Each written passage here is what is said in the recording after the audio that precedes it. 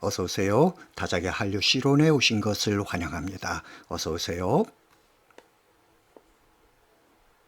오늘의 주제는 한류의 위기, 위기설에 관한 이야기입니다. 가끔씩 터져나오는 한류 위기설, 왜 멈추지 않는 것인가?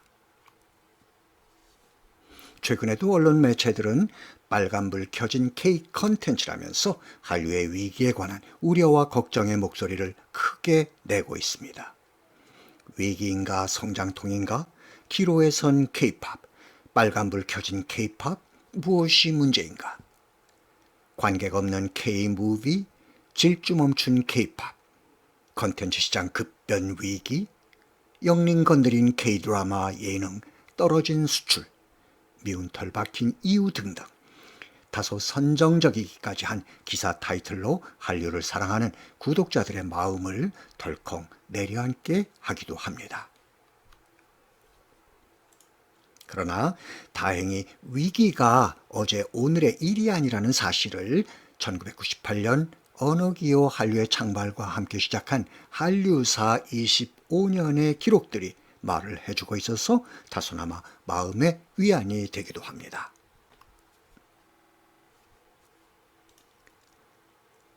한류의 역사 시대가 시작된 1998년부터 5, 6년이 지난 2004년 대만의 한류 위기는 아주 심각한 상태였습니다. 여기 표에서 확인할 수 있듯이 대만 비디오랜드의 한국 드라마 수입은 2003년 319만 달러, 방송 편성 시간은 811.5시간이었습니다. 그런데 다음 해인 2004년 한대의 수입은 181만 달러로 전년 대비 절반 가까이 줄어들었고 방송 편성 시간은 이보다 더 심각해서 356시간으로 전년 대비 2.5배 가까이 줄었습니다. 보통 심각한 상황이 아니었습니다. 그 시기 일본에서 겨울연가 신드롬이 일어나지 않았다면 아시아 시장에서 일본의 겨울연가 신드롬이 선한 영향을 미치지 못했다면 대만의 한류 위기는 어떻게 되었을까? 가슴을 쓸어내리게 합니다. 아무튼 한류는 이렇게 위기를 절묘하게 극복해 갑니다. 위기는 이어집니다. 겨울연가 신드롬이 주춤해지면서 아시아 시장에서는 한류의 위기가 감지됩니다. 이를 어쩌지? 그러나 이 또한 2005년 중반 겨울연가에 이어서 터져준 대장금의 인기몰이로 드라마 수출의 위기를 넘기게 됩니다.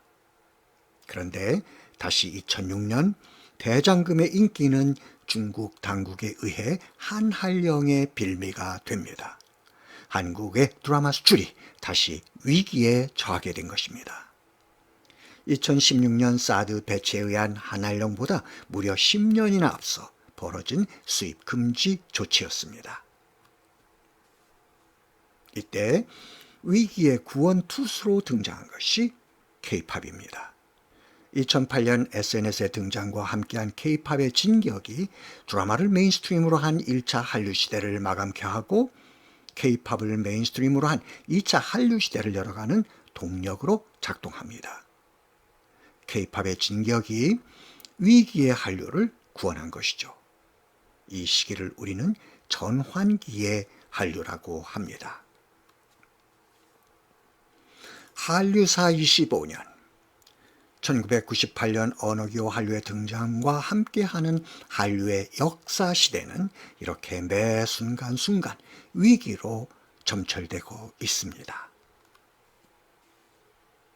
그렇다면 왜 위기는 운명처럼 한류와 동행하고 있는 것일까? 그 이유가 무엇일까? 무엇이 위기로 하여금 한류사를 떠나지 못하게 하는 것일까? 다작의 5분 한류학 교실 제7강 한류란 무엇인가? 구조주의 철학에서 본 한류편에서도 언급한 남풍 신화는 북미 지역의 신화입니다. 무릇 대부분의 신화가 그렇듯이 인간과 동물의 구분이 명확하지 않은 신화입니다. 여기서 남풍은 악역을 담당합니다. 남풍은 너무나 강하고 차가운 바람이다.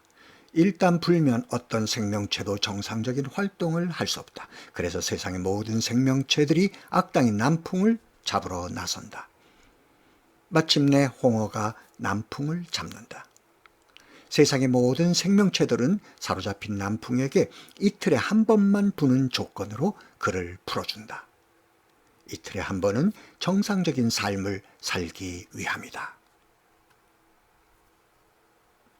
이 같은 남풍 신화를 프랑스의 사회 인류학자 레비스트로스는 이항 대립, 바이너리 어포지션의 관계로 구조화합니다. 신화 속 악당인 남풍이 만들어내는 적대적 자연과 그 반대인 인자한 자연을 대립항으로 위치시킵니다. 적대적 자연은 바람이 부는 상태, 바람이 있다, 있을 유. 인자한 자연은 반대로 바람이 불지 않는 상태, 바람이 없다, 없을 무의 대립항으로 진화합니다. 그리고 마침내 홍어로 이것이 귀결됩니다. 다시 말해 홍어는 적대적 자연과 인자한 자연을 모두 한 몸에 포용하고 있고, 바람이 부는 상태, 바람이 있다, 있을 유와 바람이 불지 않는 상태, 바람이 없다, 없을 무를 모두 한 몸에 포용하고 있습니다. 여기서 갖게 되는 궁금증. 왜 하필 홍어일까? 홍어로 귀결되는 이유가 무엇일까?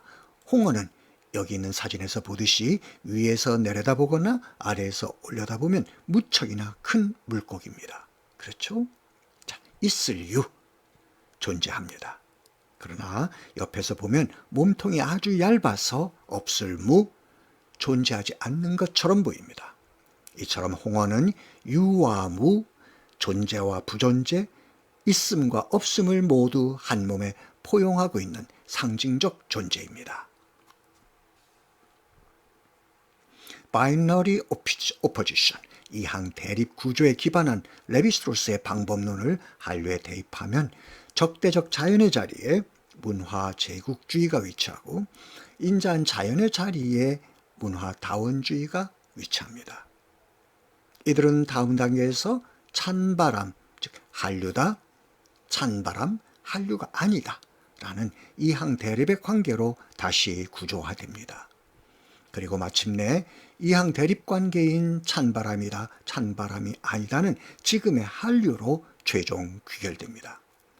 그렇기 때문에 홍어가 있고 없고 유무를 그 안에 포용하고 있듯이 한류 또한 문화 제국주의에 대한 소비자의 경계와 문화 다원주의에 대한 소비자의 수용 입장, 즉 대립항을 그 안에 포용하고 있습니다.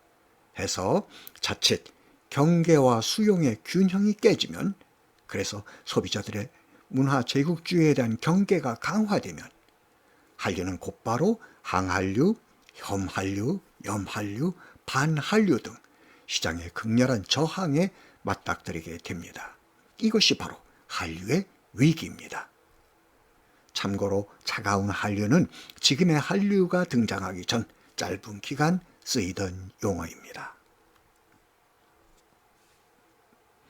태생적으로 위기를 포용한 한류. 그렇기 때문에 위기와 동행할 수밖에 없는 것이 한류의 운명이라면 우리는 한류 위기에 어떻게 대처해야 할까? 어떤 자세로 한류 위기를 극복해 가야 할 것인가? 다음 주 다작의 한류시론 제5회차 한류 위기설 왜 멈추지 않는가 두 번째 시간을 기대해 주세요. 자, 구호 외치는 시간입니다. 제가 한류이즘 할게요. 여러분들은 한류토피아, 그리고 다 함께 위하여 하시죠. 자, 한류이즘과 한류토피아를 위하여. 수고하셨습니다. 다음 주 이 시간에 뵙겠습니다. 편안한 주말 되세요.